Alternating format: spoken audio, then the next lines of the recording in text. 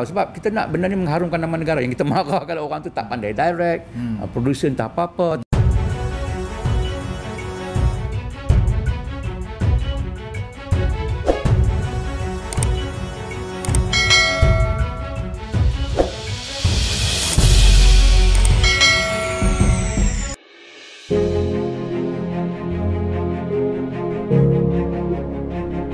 Assalamualaikum warahmatullahi wabarakatuh. Alhamdulillah hari ini saya dapat bersama dengan sahabat saya Zaki Haji Abdul Rahim. Saya ingat dulu dia pesan kat saya, Khalil kalau nak sebut nama saya Zaki Haji Abdul Rahim. Sampai sekarang saya ingat. Betul Zaki? Betul. So jangan sebut Zaki. No. Zaki Haji Abdul Rahim. Itu pentingnya nama pada seorang. Baik. Cik Zaki saya dah kenal lama sebenarnya. Dulu di TV3, alhamdulillah sekarang dah keluar dan juga mengajar dan juga directing apa semua. Sekarang timbalan Presiden FDM. Cik Zaki bermula karier tahun bila Cik Zaki? Sebagai apa? Bila saya graduate 1987. 87 Oktober. ITM. Saya baran am pada ketika itu. So saya dah mula nampak yang saya suka TV. Tapi pada waktu itu kami 7 orang je. Sebab subjek broadcasting penyiaran tu tak berapa glamour di ITM Shah Alam. Jadi tak glamour 7 orang je. Sebab orangnya macam tak ada masa depan dan sebagainya. So bila saya dah masuk, saya dah bekerja dan sebagainya, saya nampak this yang build up nama saya lah. Yang macam orang kenal lah kan. So dan saya nampak saya suka buat doku. 87 keluar ITM, masuk TV3 tahun saya masuk RTM dulu. Oh, RTM, after saya masuk RTM. Ni ramai tak tahu. Ramai orang ingat Cik Zaki memang produk TV3 kan. RTM saya di Hiburan TV sebagai penolong penerbit selama 7 tahun kot. Daripada 87, daripada 88. Saya masuk 87. Masuk je, habis je graduate. Dah dapat kerja. 87, 88, 89, 90, 91, 92. 93 saya masuk TV3. 93 masuk TV3. Ya, so maknanya saya dekat hiburan tu lama lah. Lama. Waktu tu program apa?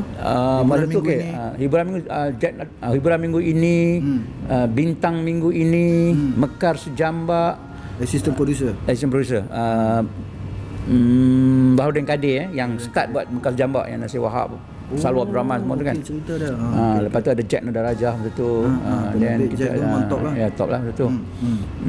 And then kita ada Hayati yang KP RTM yang tu.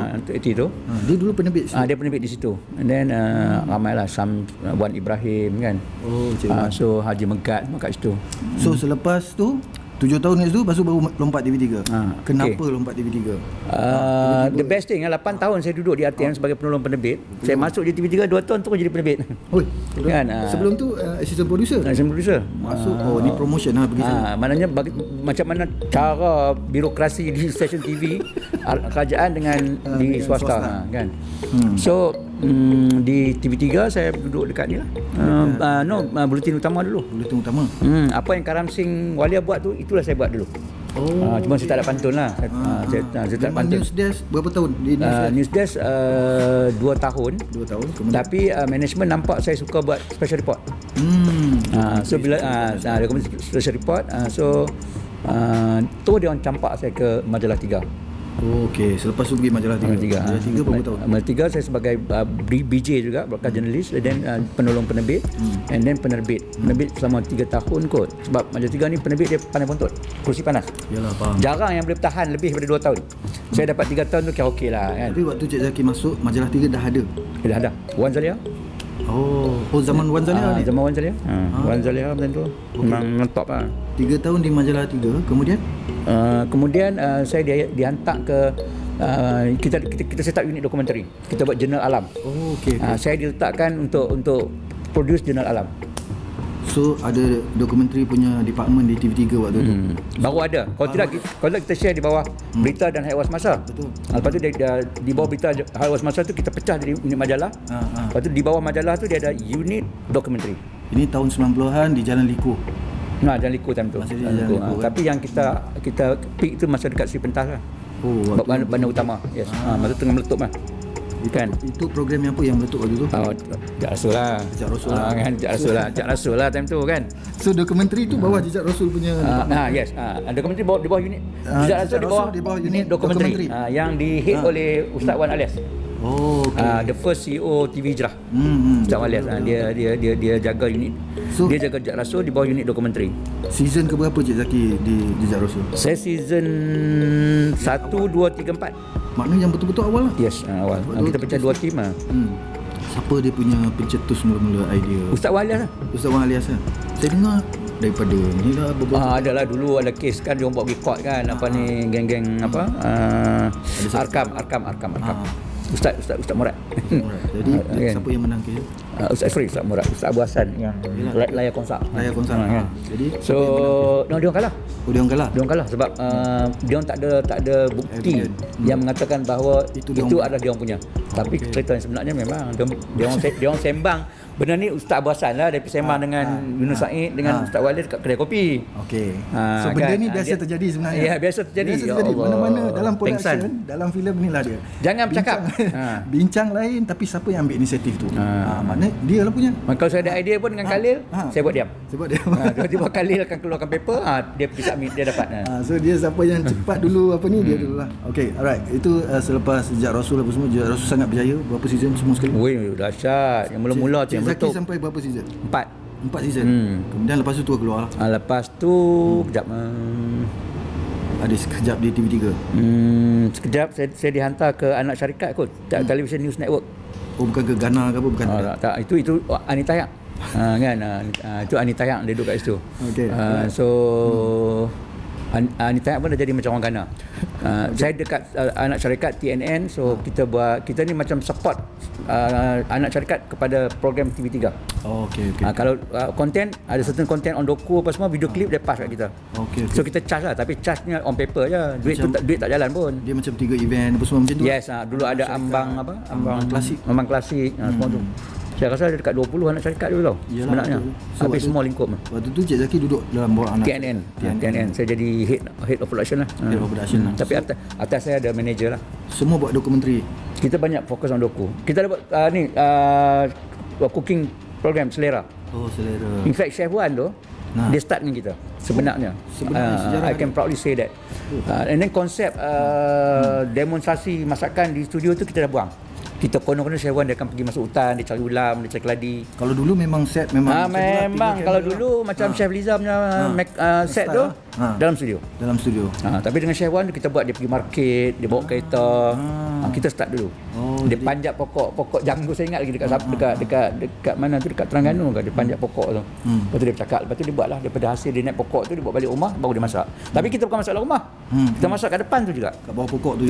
Dan sekarang saya tengok ya Allah, semua program cooking dah buat macam tu pula. Kan trendsetter waktu tu. Itu tahun 90 lebih apa semua. Kita trendset lah. Kemudian habis ni masuk National Geographic tak? InsyaAllah. Okey. Kita mendokumentasikan semua pengarah-pengarah hebat ni. Kira legenda ni. Legenda. Semua legenda. Baik, waktu tapi kalau Muhammad tak ada, saya jadi presiden kot. InsyaAllah. Okey. Selepas tu maksudnya selepas majalah selepas apa? Jejak Rasul apa? Saya nak tanya kejayaan Jejak Rasul. Allahu Akbar. Betapa besarnya kejayaan dia. Dari segi duit. Okey. Kita spend less than 1 million. Okey. Kita dapat sponsor 2.2 million.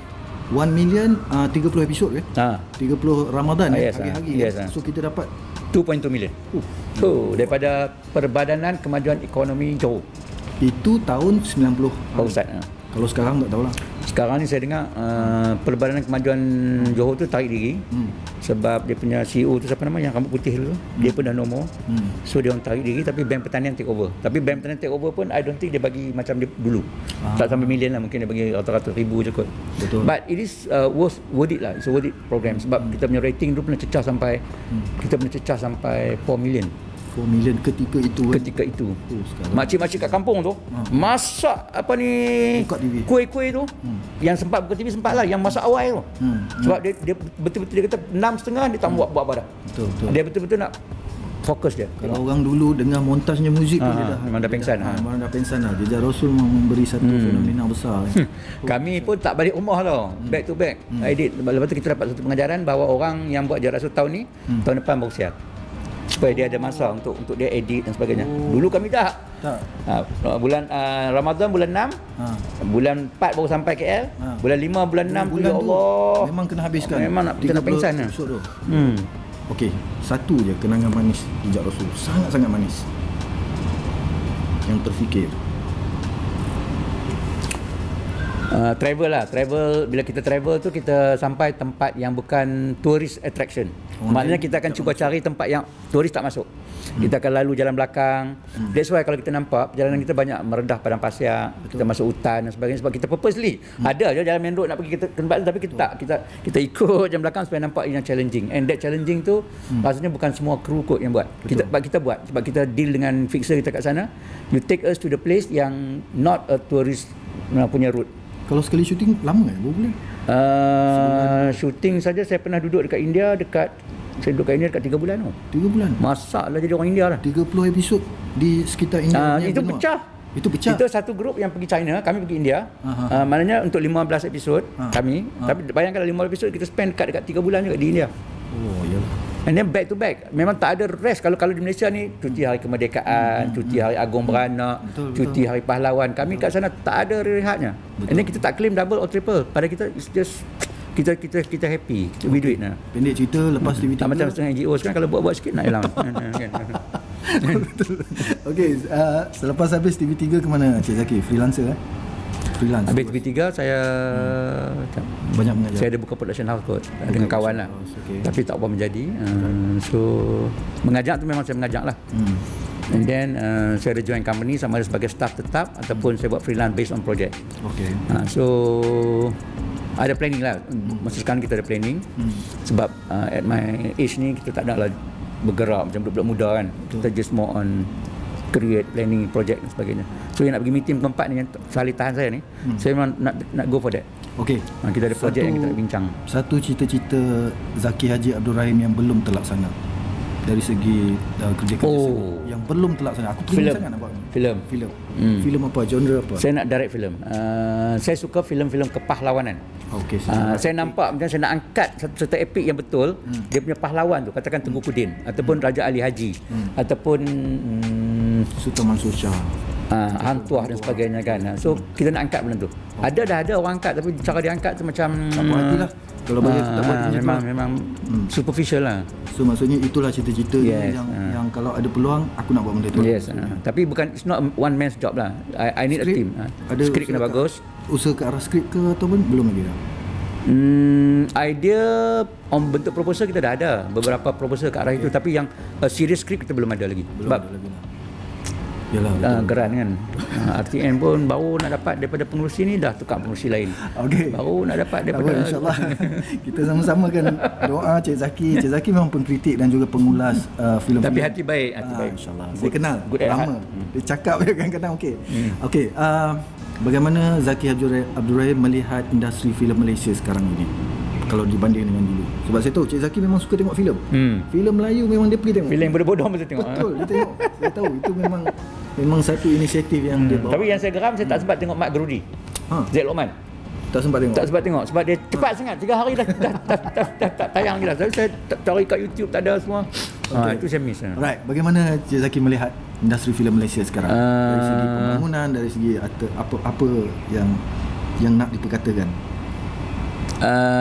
Okay, saya nampak kita ada perkembangan yang baik kan, because kalau kita tengok filem yang generasi baru directing ni, ahli-ahli kita juga kan, macam Samsul semua, in fact Gas, and then kita ada Josio kan, they have been coming up with good film kan, yang as a director lah, maknanya dia very lucky untuk dapat skrip yang baik ataupun producer yang bagus, so they manage to come up with that kind of story kan.